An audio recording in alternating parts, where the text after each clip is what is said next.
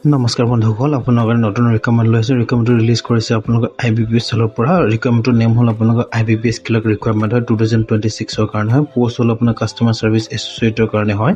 Total আপোনালোকৰ 11,403টা post আছে। মই আপোনালোকক অভাৰভিউটো কৈ দিছোঁ ফাৰ্ষ্টতে। অৰ্গেনাইজেশ্যন নাম হ'ল আপোনাৰ IBPS হয় আৰু এক্সামিনেশ্যন নাম হ'ল আপোনাৰ CRPCSA আপোনালোকৰ 15ৰ কাৰণে হয় আৰু পোষ্ট নেম হ'ল আপোনাৰ CSA।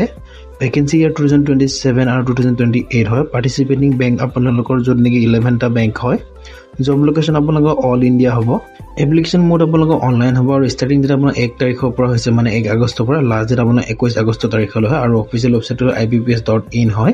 মই আপোনালোক এডুকেশ্যন কোৱালিফিকেশ্যনৰ কথা কৈ দিছোঁ। পোষ্টটোৰ নেম হ'ল আপোনাৰ CSA, মানে ক্লাৰ্কৰ কাৰণে হয়। টোটেল আপোনালোকৰ 11,403টা পোষ্ট আছে। এডুকেশ্যন কোৱালিফিকেশ্যন আপোনাৰ গ্ৰেজুৱেশ্যন হ'ব লাগিব, মানে আপোনাৰ BA BSc BCom কৰা হ'লে এপ্লাই কৰিব পাৰিব। পে স্কেল আপোনালোকৰ 24,050 ৰুপিছৰ পৰা ষ্টাৰ্ট কৰি আপোনালোক 46,480 ৰুপিছলৈ দিব।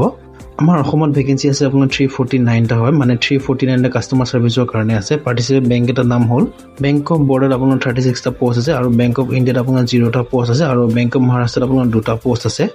কানাড়া বেংকত 55টা পোষ্ট আছে আৰু চেণ্ট্ৰেল বেংক অফ ইণ্ডিয়া 54টা আছে। ইণ্ডিয়ান বেংকত আপোনাৰ 40টা পোষ্ট আছে আৰু ইণ্ডিয়ান অভাৰচিজ বেংকত আপোনালোকৰ 8টা পোষ্ট আছে।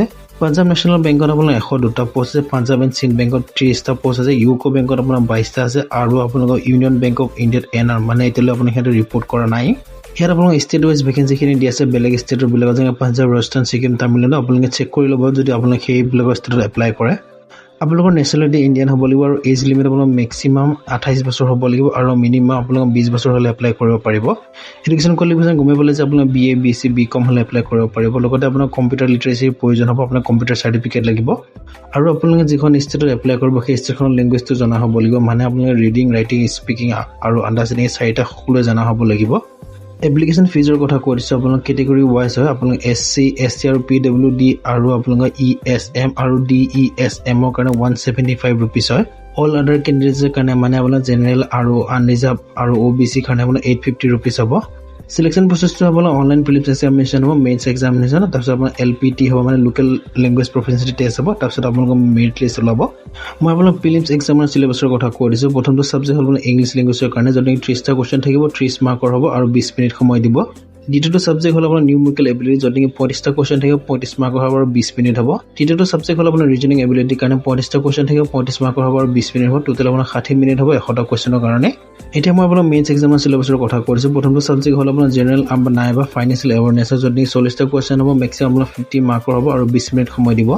জেনেৰেল ইংলিছৰ কাৰণে আপোনাৰ 40টা কুৱেশ্যন হ'ব, 40 মাৰ্কৰ হ'ব আৰু 35 মিনিটছ টাইম দিব। ৰিজনিং এবিলিটি আপোনাৰ 40টা কুৱেশ্যন হ'ব, 60 মাৰ্কৰ থাকিব, 35 মিনিটছ দিব। কোৱান এবিলিটিত আপোনাৰ 40টা কুৱেশ্যন হ'ব, 50 মাৰ্কৰ হ'ব আৰু 35 মিনিটছ দিব। টোটেল আপোনাৰ 125 মিনিটছ দিব 200 মাৰ্কৰ কাৰণে আৰু 160 কুৱেশ্যনৰ কাৰণে। আপোনালোকৰ নিগেটিভ মাৰ্কিং থাকিব 0.25, মানে এটা কুৱেশ্যন ভুল হ'লে 0.25 মাৰ্ক কাটিব। বন্ধুসকল, আপোনালোকে এই ৰিকমেণ্ড কেনেকৈ এপ্লাই কৰিব লিংকটো মই ডিছক্ৰিপশ্যনত দিম, আপোনালোকে তাৰ পৰা ডাইৰেক্ট এপ্লাই কৰিব পাৰিব। বন্ধুসকল, আজি ভিডিঅ'টো ইমান আছিলে। ভিডিঅ'টো লাইক কৰিব আৰু চেনেলটো ছাবস্ক্ৰাইব কৰিবলৈ নাপাহৰিব।